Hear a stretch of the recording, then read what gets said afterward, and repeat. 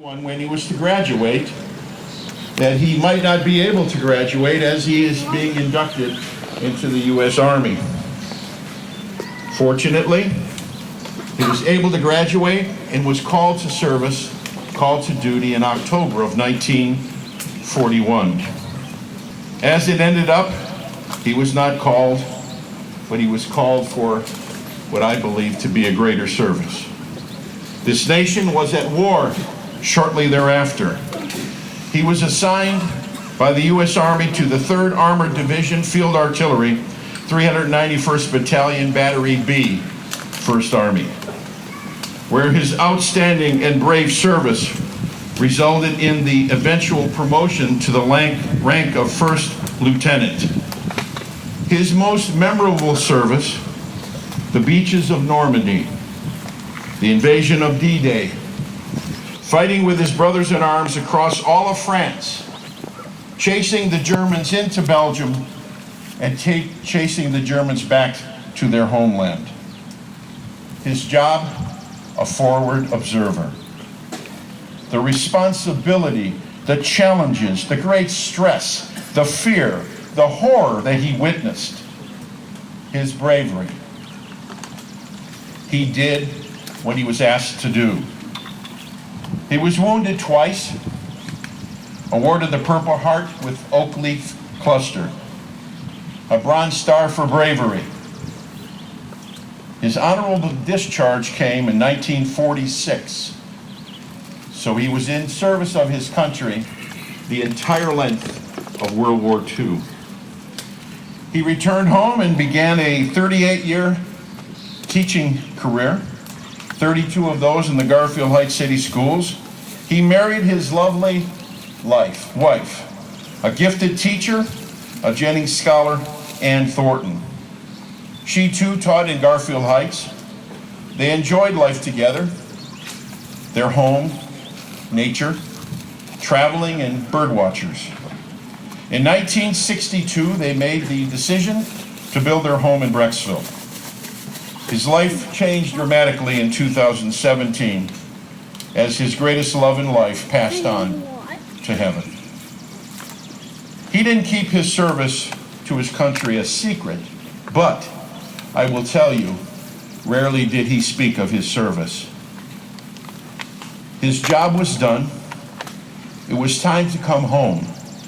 And like the rest of his greatest generation, they helped to develop this country into what it is today. They got jobs, they married, they were part of all of the things that made this nation great. No need for thanks. He was just doing his job. Ladies and gentlemen, it is indeed my great honor, my pleasure, to introduce our Memorial Day Parade Marshal and Speaker. This is a true patriot, a true hero, and yes, thank you for your service, U.S. Army First Lieutenant Bill Toneff.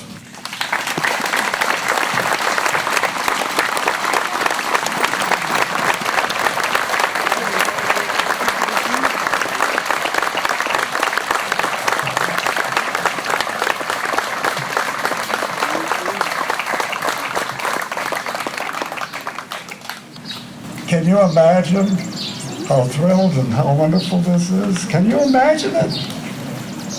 You can't. What a thrill. The mayor did my speech.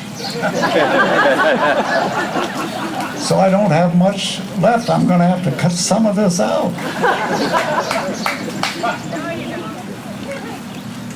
Can you imagine how thrilling it is to stand here and represent all these veterans here and all the veterans of North Korea, Vietnam, Iraq, and the Middle East, and all of the services, the Army, the Navy, the Air Force, the Marines, and Coast Guard, and whether they were in combat or not. A veteran is a veteran, period. as the mayor said, after Ohio State University in 1941, I was drafted on October the 7th, 1941. You may not remember, but we were not at war yet. See, we had the draft, and we weren't at war yet. This was October 7th, 1941. I was in basic training at Fort Sill, field artillery, and the Japanese bombed Pearl Harbor on December the 7th. After only that short time in basic training, my training became serious. I got serious, and the country got serious when President Roosevelt declared war the day after on December the 7th. As the mayor already said, I finished basic training and was sent to Puerto Rico. My letters home were censored. There was an officer censoring all of the GI's mail. And one day, the exec officer said, "Private Toneff, your letters are the only ones worth reading. They're the only ones that are interesting." And I said, "Well, thank you." A week later, he said, "Private Toneff, your letters are so great that," he said, "Private Toneff, the captain and I are recommending you for officer candidate school." So, in January 1943, I was back at Fort Sill. In 3 months, they made me a second lieutenant. I was called a 90-day wonder. Everybody said it sarcastically, but it was true. We were 90-day wonders. That training was the most intensive education I ever had in my life. It was really intense. After some stateside duty, I was shipped to England and the 3rd Armored Division. And as the mayor said, we spent 6 months practicing in England for the invasion. And June the 6th, 6 months later, 1944, our division landed in Normandy on Utah Beach. Instead of Omaha, it was right next to Omaha. And we broke out of that beachhead in early July. Now I have to talk about my 10 months of combat. The worst 10 months of my life. And I do this because the war in Europe has been reduced to Normandy in the public's mind. And all of your minds, and that's all right, but we have forgotten what we had to do afterward, and everyone has forgotten the British landed on D-Day on another part of the French coast. We have forgotten there was that long war in Italy. There was the 7th Army in southern France. So, for the next 10 months, I was mostly with the infantry, directing artillery fire. I was a forward observer for artillery.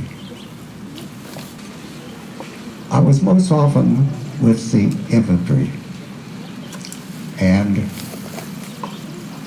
I was wounded twice, but I made it back to my battalion both times. I still have a small shell fragment in my head from my first wound. Let me say this. Spielberg's movie Saving Private Ryan. That was a great movie, but it wasn't like combat. You would have to watch that movie in a drive-in theater, and as you watch the movie, you would have to have the Germans some live Germans shooting at you with machine guns and tanks and artillery fire and mortars, and you would have to be very afraid of getting wounded or killed. So the movies are never going to make it. I'm sorry to tell you that. But they're good to go to because they're entertaining. Back to those 10 months for a minute. We kept attacking and the Germans retreated.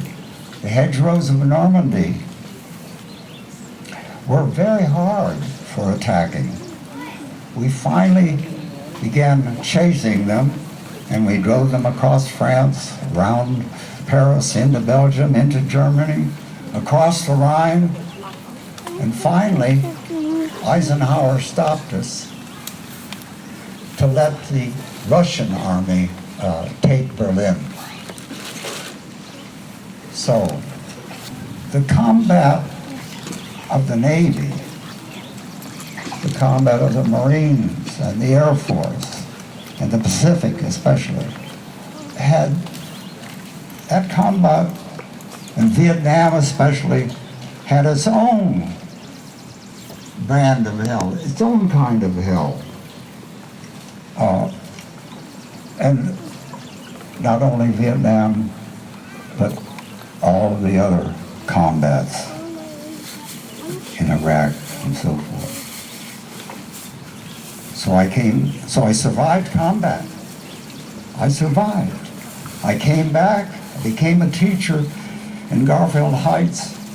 I found Ann, who was also a teacher there, and we had 68 great years together. The last 54 here in Brecksville. A great town, right? Yeah.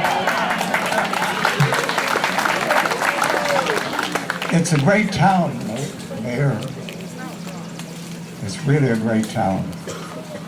I'm not going to enumerate all this. Invite me back to do one on this. One last comment I have to make. I love my country, and I love the freedoms that define the USA. Freedom of religion, freedom of speech, freedom of the press, freedom of assembly.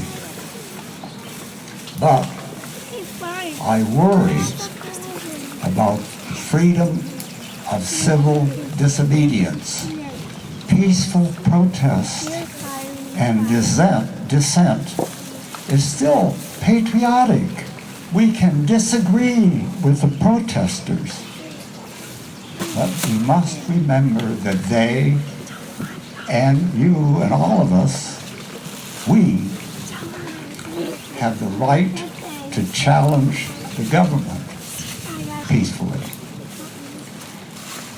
Every year, the Supreme Court has cases, some very famous, and they decide whether the disobedience was civil or not. And it has proven they were right sometimes. Dissent is still patriotic. Thank you for letting me say that. It was necessary for me to say that, even though it was serious, very serious. Thank you for letting me say that.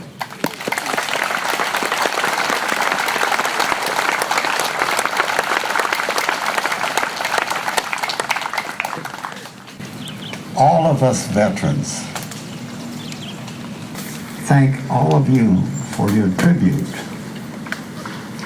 and your patriotism. Oh, I forgot something. Bob Johns is sitting over there. He's the only one, I think, also from World War II. Bob Johns.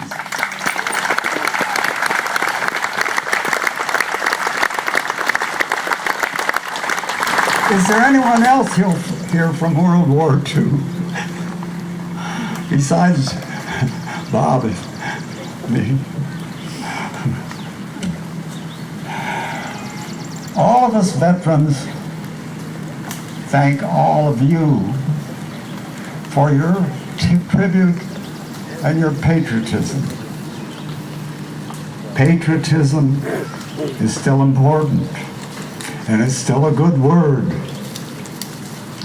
Keep on loving our USA. Thank you.